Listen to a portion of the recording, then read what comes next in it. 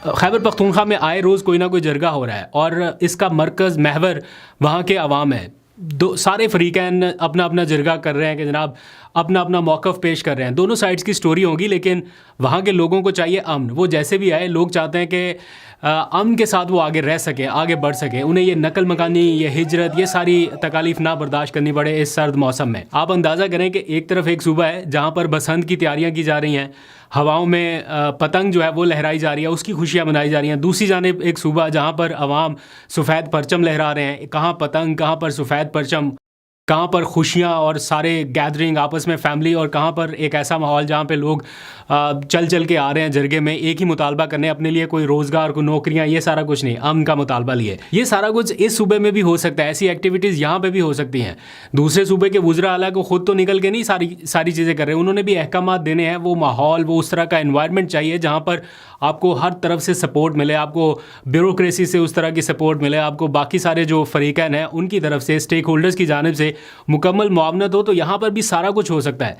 लेकिन अनफॉर्चुनेटली यहाँ पर सिचुएशन ऐसी हो गई है कि वज़ीर आला को एक तरफ स्ट्रीट मूवमेंट की तरफ फोकस करना पड़ रहा है, दूसरी जानिब उनके लीडर की रिहाई का मामला है, तीसरी जानिब सूबे के लोगों का ये नकल मकानी, ये सारा जरगों का सिलसिला। तो वो जो फोकस होना चाहिए लोगों की फलाह व बहबूद के हवाले से, उस पर वो तवानाइयाँ उस तरह से सर्फ नहीं हो पाती जैसे होनी चाहिए। ऐसा नहीं है कि वो बिल्कुल नहीं कर रहे, लेकिन अगर ये सारे मसले मसाइल ना हो तो आवाम के ऊपर ज़्यादा फोकस बेहतर तरीके से हो सकता है।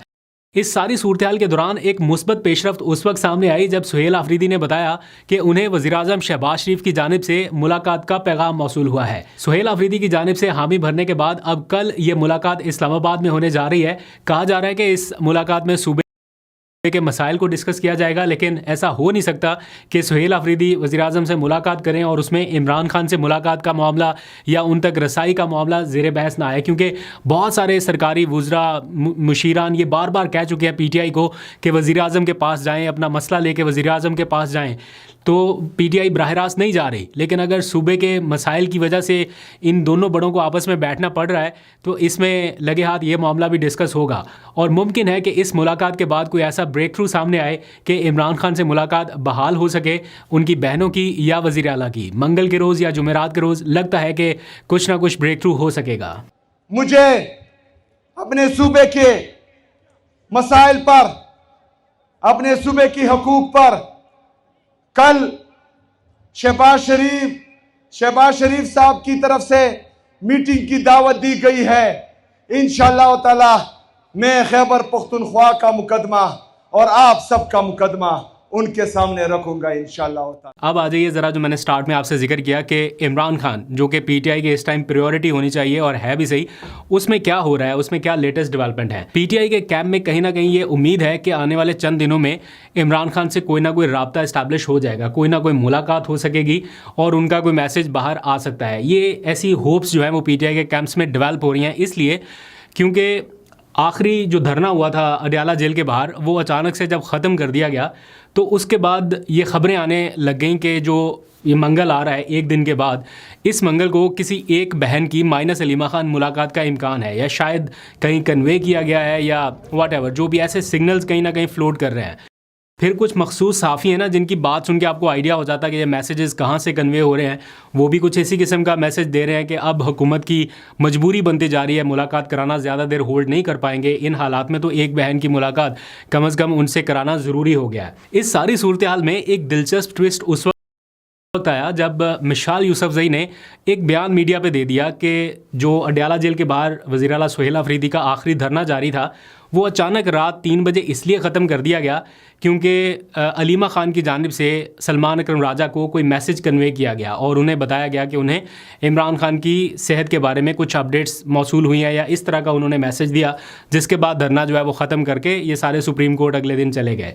अब इस बयान की तरदीद सलमान अकरम राजा साहब ने खुद की है। आज उन्होंने ट्वीट में नाम लिए बगैर मिशाल यूसुफजई को झूठ बोलने वाली कहा, और फर्दर और आगे क्या कहा, और ये कहा कि मैं एक्शन भी लेने जा रहा हूँ, उसके ऊपर थोड़ा बाद में आते हैं। लेकिन जब ये चेक करने की कोशिश की कि क्या वाकई कोई मैसेज कन्वे हुआ है जिसके बाद ये अचानक से धरना ख़त्म किया गया, तो इसकी तो तस्दीक नहीं हुई। लेकिन जिन 2-4 लोगों से बात हुई वो ये नोटिस ज़रूर कर रहे हैं कि अलीमा खान साहिबा जो अमूमन इस तरह के इवेंट्स के ऊपर बहुत ज़्यादा एग्रेसिव हो जाती हैं या अडयाला जेल के आसपास और आगे पीछे मीटिंग्स वगैरह में बहुत ज़्यादा प्रोमिनेंट नज़र आती हैं, वो इस बार थोड़ी सी लो प्रोफाइल रही हैं।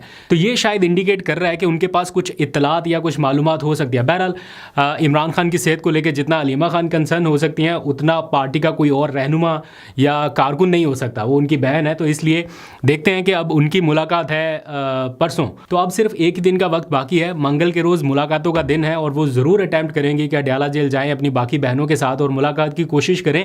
तो जो सिग्नल्स दिए जा रहे हैं कि शायद किसी एक आध बहन की मुलाकात हो जाए, तो होप करते हैं, लेट्स सी, कि शायद किसी को अडयाला जेल भेज दिया जाए, उनकी मुलाकात हो जाए, भले 10 मिनट के लिए हो, लेकिन इमरान खान की अगर सेहत के हवाले से कोई ऑफिशियल उनकी फैमिली की कंफर्मेशन आ जाती है तो बाहर का माहौल थोड़ा बहुत चेंज हो सकता है 8 फरवरी से पहले पहले। अगर हुकूमत 8 फरवरी के इस इवेंट को थोड़ा सा भी डिफ्यूज़ करना चाहे तो वो मुलाकात करा सकती है। ऑल्दो डिफ्यूज़ होना ना होना वो एक अलग बात है, लेकिन अगर हुकूमती सतह पर देखा जाए तो वो इसको इस काम के लिए ज़रूर इस्तेमाल कर सकते हैं। बहरहाल देखते हैं कि वो मुलाकात होने देते हैं या नहीं होने देते। अगर नहीं होने देंगे तो ऑब्वियसली कारकुनान में एक इज़्राब, एक बेचैनी जो है वो बढ़ती रहेगी। इसी सारी सूरत के दौरान पीटीआई पंजाब ने तमाम वर्कर्स, एमपीएस, एमएनए, सेनेटर्स, इन सबको कॉल दे दी है कि मंगल के रोज़ अडयाला जेल पहुंचे। वही सारा एपिसोड जो एक तो था ना सुहेल अफरीदी का धरना, जिसमें कॉल नहीं दी गई थी तो कम लोग थे। ये बाकायदा कॉल अनाउंस कर दी गई है, इसलिए हो सकता है कि इस मंगल ज़्यादा बड़ी तादाद में लोग जाएँ, और अगर बड़ी तादाद में लोग हों और कोई ना कोई राब्ता ऐसा इस्टेब्लिश हो तो शायद मुलाकात हो और इमरान खान साहब का मैसेज आए। बहरहाल नज़र रहेगी मंगल के दिन तक। अब जो मैंने आपको कहा कि सलमान अकरम राजा साहब ने जो मिशाल यूसुफजई का नाम लिए बगैर उन्होंने ट्वीट में कहा कि एक झूठ बोलने वाली जो है, उसका उन्होंने नाम तो नहीं लिखा, लेकिन वो इशारा क्लियर हो जाता है क्योंकि उन्होंने निगेट ही उनकी बात को किया है। तो इसमें वो ट्वीट में लिखते हैं कि झूठ बोलने वाली जो है ये बहुत अरसे से मेरे और सुहेल अफरीदी के ख़िलाफ़ बयानबाजी कर रही है, और जो मेरा किरदार रहा है सुहेल अफरीदी को वज़ीर आला बनाने के हवाले से गालबन, उसका उन्होंने इशारा दिया कि बड़े लंबे अरसे से ये चीज़ जो है वो हाईलाइट की जा रही है या इसके ऊपर बयानबाजी की जा रही है। बहरहाल उन्होंने उन सारी ख़बरों की तरदीद की जो मिशाल यूसुफजई ने कहा था कि कोई अलीमा खान का मैसेज कन्वे हुआ जिसकी वजह से धरना ख़त्म कर दिया गया, और उसके बाद फिर उन्होंने कहा कि अब एक्शन होगा। बतौर सेक्रेटरी जनरल वो काफ़ी अरसे से ये भुगतते आ रहे हैं कि मिशाल यूसुफजई जो है वो बयाना दे रही हैं और टारगेट भी उन्हीं को कर रही हैं, लेकिन उनसे कुछ बन नहीं पा रहा। अब इस बार उन्होंने कहा कि एक्शन होगा। अब वो इमरान खान की मंजूरी के बगैर ही कोई एक्शन करते हैं या क्या करते हैं, उसका इंतजार रहेगा। देखते हैं कि क्या एक्शन लेते हैं, कोई डिसिप्लिनरी मामला इनिशिएट करते हैं, कुछ और। इसी सारी सूरत हाल में 8 फरवरी के एहतजाज की तैयारियां भी जारी हैं। कराची में ज़्यादा एक्टिविटीज़ देखी गई हैं, जो मॉनिटर हो रहा है कि कराची में हलीमा आदिल शेख, एमएनए फ़हीम और बाकी उनके जो साथी हैं वो ज़्यादा एक्टिविटीज़ कर रहे हैं कि बाज़ारों में, गलियों में जाके वो तो पम्फलेट्स बांटना शुरू हो गए लोगों को। उन्होंने जा के कहना शुरू कर दिया कि जनाब मार्केट्स, बाज़ार बंद रखें। तो वहाँ से एक्टिविटीज़ रिपोर्ट होना शुरू हुई, और उसके बाद क्या हुआ, एकदम से क्रैकडाउन की इतलात आई और पता चला कि कुछ लोग गिरफ्तार हो गए, कुछ लोग लोगों के घरों पे छापे पड़ रहे हैं, कुछ ऐसी इन्फॉर्मेशन आना शुरू हुई। और अब पीटीआई के ज़राए ये बता रहे हैं कि कम से कम 180 अफराद ऐसे हैं जिनको अरेस्ट किया गया है। ये दावा किया जा रहा है पीटीआई की जानिब से। उनकी तादाद पहले कोई 93 के अराउंड थी, अभी एक नई लिस्ट सर्कुलेट की जा रही है जिसमें बताया जा रहा है कि 180 के करीब उनके वर्कर्स जो हैं वो उनके अरेस्ट होने की इतलात है। दैट मीन्स कि एक बड़े पैमाने पर ये क्रैकडाउन हो रहा है। और पंजाब में भी गालबन ये हर इस तरह के इवेंट पे शुरू हो जाता है। तो अब बसंत के दौरान ही किसी टाइम भी आपको इतला मिल सकती है कि पंजाब में भी ये सारी एक्टिविटीज़ शुरू हो गई। और मैं देख रहा था कि महर अब्दुल सत्तार जो हैं वो उन्होंने कुछ एक्टिविटीज़ शुरू की हैं। उनके एक गांव में कुछ करने की उन्होंने कोशिश की तो पता चला कि क्रैकडाउन हो सकता है, तो उन्होंने किसी दूसरी जगह पर एक्टिविटी शुरू कर दी। तो गाँव देहात की सतह पर भी इतनी बड़ी तादाद में अगर लोग निकल आते हैं, बड़ा मुश्किल होता है गाँव देहात से लोगों को ऐसे निकालना। तो अगर यहाँ पर विलेज लेवल पर भी इस तरह लोग निकल रहे हैं तो देखते हैं कि आगे चल के ये एक्टिविटीज़ कहाँ तक जाती हैं। पाकिस्तान पीपल्स पार्टी की आज लाहौर में रैली थी, कश्मीर बनेगा पाकिस्तान के नाम से रैली हुई, और एक सियासी जमात ने अपना भरपूर तरीके से वो सियासी हक इस्तेमाल किया जो वो करना चाहते हैं, और देखा गया वहाँ पे लोगों को आज़ादी थी, लोग सड़कों पर निकल आए।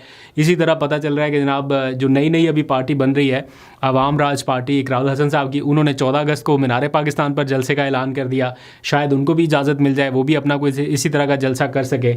लेकिन अगर नहीं इजाज़त तो वो पाकिस्तान तहरीक इंसाफ को नहीं मिल रही इस तरह की एक्टिविटीज़ करने की। ऑल्दो कि वो जैसे तैसे कर लेते हैं कुछ ना कुछ, फिर उसमें वर्कर्स का अरेस्ट होना, फिर वो बेल्स कराना और बाकी सारा प्रोसेस, एक लंबा चौड़ा वो सिलसिला शुरू हो जाता है। पीटीआई के लिए मुश्किलात अभी बरकरार है। सुहेल आफरीदी जिस तरह अपने सूबे के लोगों को लेके चल रहे हैं, जिस तरह से उनको वहाँ के लोगों की, वहाँ के बुजुर्गों की, वहाँ के नौजवानों की मुकम्मल हमायत मिल रही है, ऐसा लगता है कि यही हमायत, यही मकबूलियत कहीं उनके लिए मसला ना बन जाए। और यहाँ पर कुछ ऐसे सिग्नल्स मिल रहे हैं कि आने वाले कुछ दिनों में उनके लिए मुश्किलात शुरू हो सकती हैं, क्योंकि इलेक्शन कमीशन का केस जो है वो उनकी इंतज़ामी ज़ाब्ता अखलाक की खिलाफ वर्जियों वाला वो 4 तारीख से शुरू हो रहा है। और ऐसा लग रहा है कि एक सर्टन प्रोसेस का आगाज़ हो जाएगा कि एक चेक जो है वो उनके ऊपर रहे, एक तलवार लटकती रहे कि किसी भी टाइम कुछ भी हो सकता है। बहरहाल देखते हैं वो इसको कैसे डील करते हैं, लेकिन ये एक इशू ज़रूर उनके लिए रहेगा। आज जो ऐलान किए गए हैं उनमें सबसे पहले तो वज़ीर आला सुहेल आफरीदी ने अपने सूबे की आवाम के लिए एक CM रिलीफ अकाउंट बनाने का ऐलान किया कि ये जो लोग इस टाइम नकल मकानी पर मजबूर हो रहे हैं, इनके लिए जो 4 अरब रुपए हुकूमत ने मुख्तस किए वो बहुत कम है। तो वो चाह रहे हैं कि वो अपने लोगों से, अपने MNA से, अपने MPA से, ओवरसीज़ पाकिस्तानियों से ये अपील करें या उनसे दरख्वास्त करें कि इन लोगों के साथ ताउन किया जाए। बल्कि उन्होंने आगाज़ में कहा कि जो उनके MPAs, MNAs या जितने भी पार्लियामेंटेरियंस हैं वो अपना नवाला तक इनसे शेयर करेंगे, इन लोगों से जो इस टाइम मुश्किल में है। और साथ ही उन्होंने कहा कि वो CM रिलीफ अकाउंट खोलने जा रहे हैं, जिसमें ओवरसीज़ पाकिस्तानियों से भी दरख्वास्त करेंगे और इनलैंड पाकिस्तानियों से भी कि इनके साथ ताउन किया जाए, क्योंकि जो सूबे के पैसे वफाकी हुकूमत ने अदा करने हैं, जो वाजिबुल अदा रकम है वो कोई 4700 अरब रुपए के करीब है, उनमें से कुछ भी सूबे को नहीं मिला अभी तक। तो जो भी सूबा कर रहा है वो अपने तौर पे कर रहा है। देखते हैं इसमें कहाँ तक लोग ताउन करते हैं उनके साथ।